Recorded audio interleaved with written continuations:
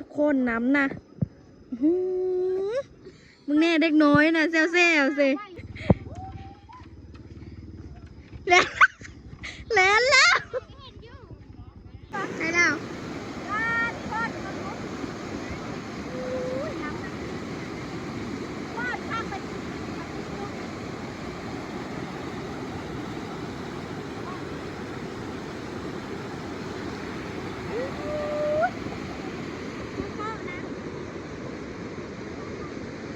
โทรศัพท์ดับ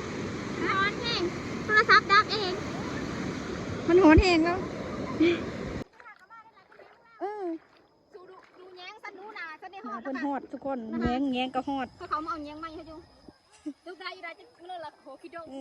ทุกคนสองตัวมาในลิงอีน่านี่ค่อยๆเห็นเธอก่อนนี่กับตัวหนึ่งทุกคน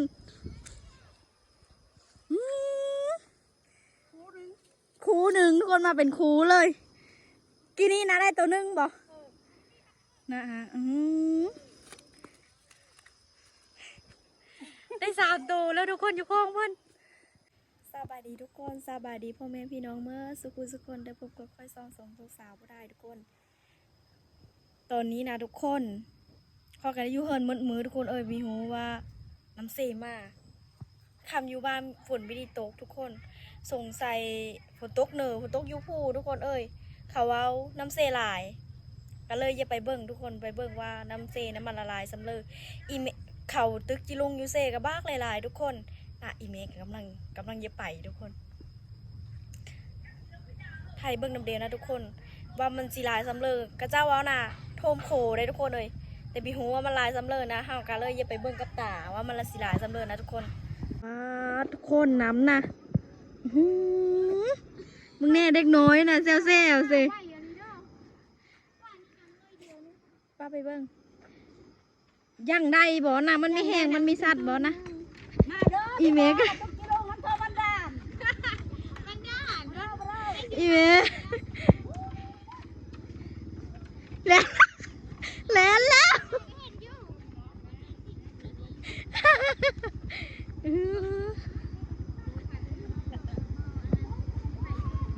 เฮ็ดพูดนะเด็กน้อยเขากันลิ้นน้ำแซวทุกคนตัวค่อยมายังมีฮอดนี่ค่อยมาบีพ่อฮอด5 นาทีทุกคนนะฮอดพีละเมืองแน่นะฮอดพีละทุกคนมาให้ใบขนาดน้ำไม่นำว่าใบลีทุกคนอุ้ยนะคะเขาเอารถข้ามดิ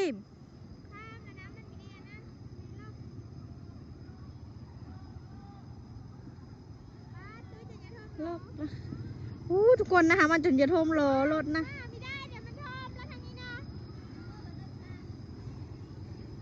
ทุกคนมาไวขนาดน้ำไหมนะ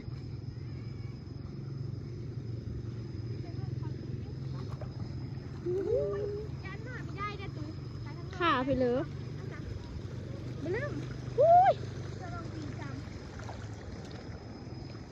เขาได้ป่ะพ่า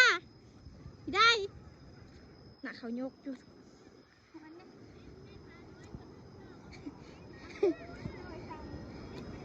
ปลาตองน่ะอีเมย์จะตะลึงมี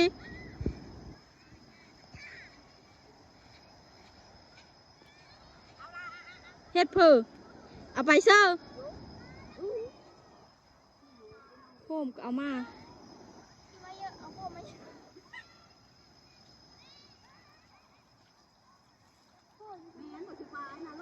ชิลปลานะแม่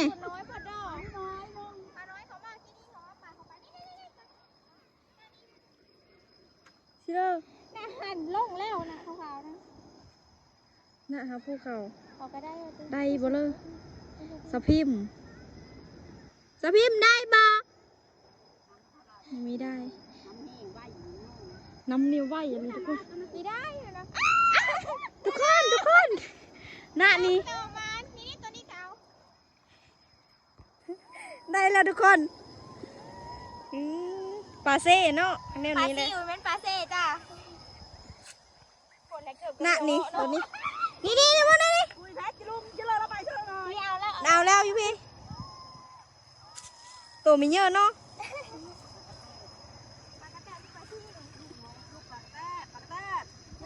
นะฮะอีน่าน่าได้ป่ายเยอะทุกคนนะคะนะฮันผู้อีน่าเสื้อแดงทรงแดงเดชเพื่อคนตึกจิลุงนะคนหลายเลยได้ทุกคนนะคะผู้เถิงผู้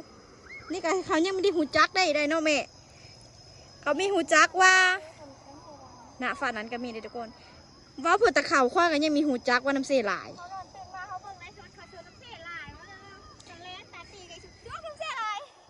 นะคะถ้าเบิ่งได้จินนี่ข้ามเดิมมันได้บ่นะทุกคนผู้รถ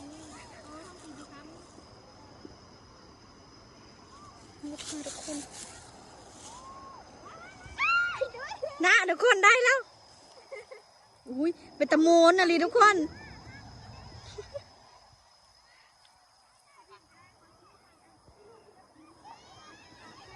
อู้นะคะตัวนั้นจุดใหญ่ทุกคนเผลอนะเผลอนะจักเผลอนะคะอยู่หันนะเด้เมลแล้วนะคะ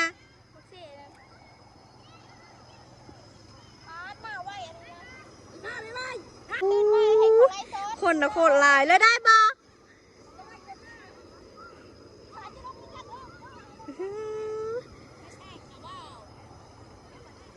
นะวิชา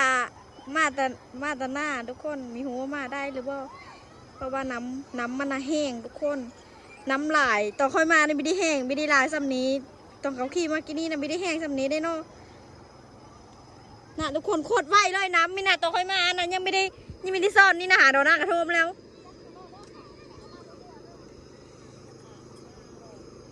จิลุงเยอะก็คนก็ได้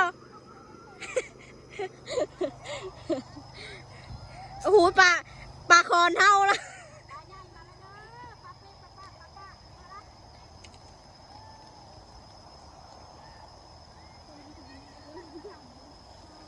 คนเอาลงไม้ขายยอดจิลุงฮักนะคะคนก้นขี้ไล่ถังไปเบิ่งน้ำขำก่อน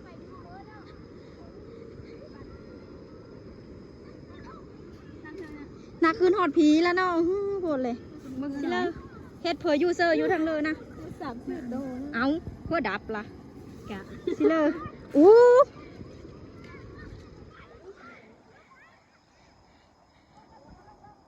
เอ็ดเพื่อซอยเดียวยอละ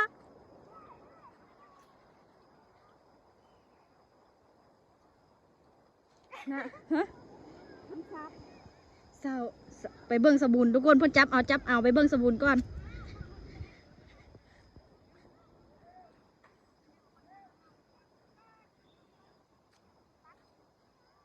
น่ะนี่ไม่ใหญ่นี่ก็จับเอาค่อยเห็นจะได้หลายแล้วได้ขาวๆอยู่น่ะหาผู้ค่อยไปเบิ่งก่อนมาถึงแล้วป่ะเจ้านะน่ะทุกคนมาตั้งแต่น้ำเพิ่มทะเลมาเพิ่นเว้า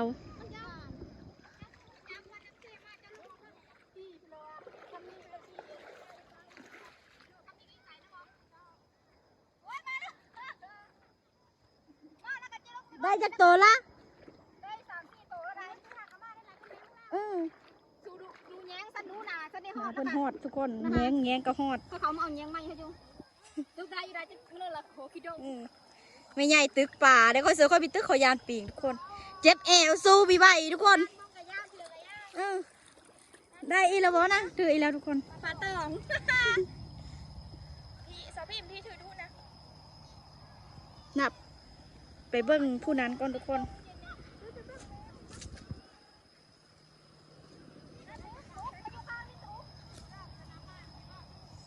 เพิ่ม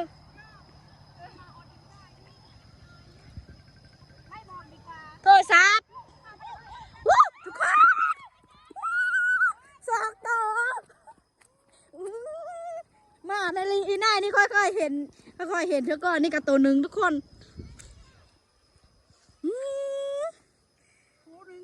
คูหนึ่งทุกคนมาเป็นคูเลยกี่นี่นะได้ตัวหนึ่งบ่นะฮะได้3 ตัวแล้วทุกคนอยู่ข้องเพื่อน ได้บ่เจ้านะ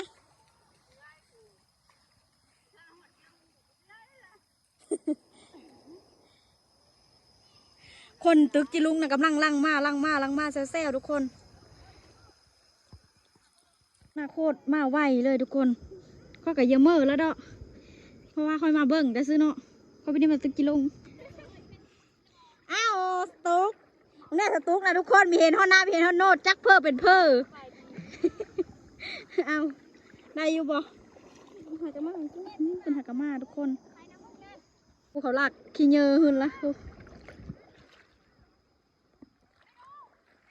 ฝ้านั้นนะเขาได้เท่าไรทุกคนเขาว้าโคตรน้ำนะเนาะมาไหวเยลิป้าจะต้องขี่เจ้าป้านะป้าแล้วปีนมาพี่เอาเต็มมา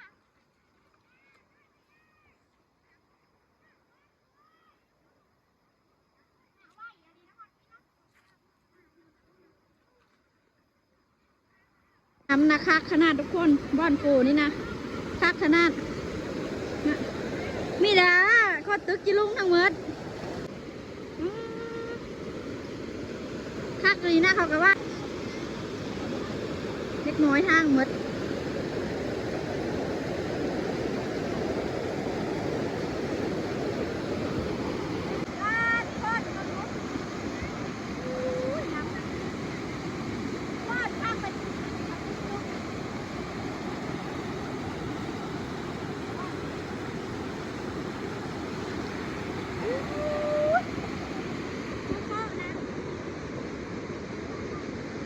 ทุกคนตอนนี้น่ะ1 ทุ่มแล้ว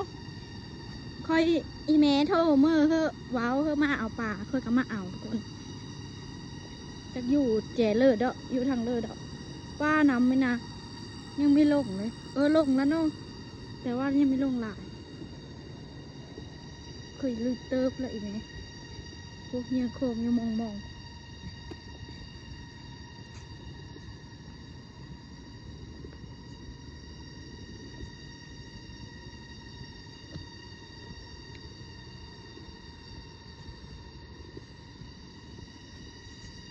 คนยังหลายอยู่เลยทุกคนมีโทรมาสายสำหรับแม่อยู่เซอร์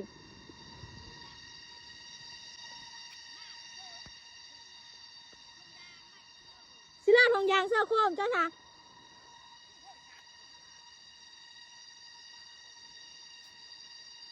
ไปมาเอาปลาในอีเมทุกคนสิลานะคะไม่ไรเติบ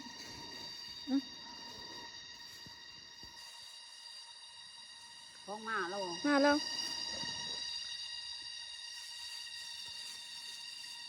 ใส่จะเจอได้ปลานี่มันคมไม่ปลาเนี่ยน้ำหมาอยู่ไว้นะแม่ มาจักลงจักหลุง เสื้ออีดอกซะ จะหูหุ่นกระหม่อมมัน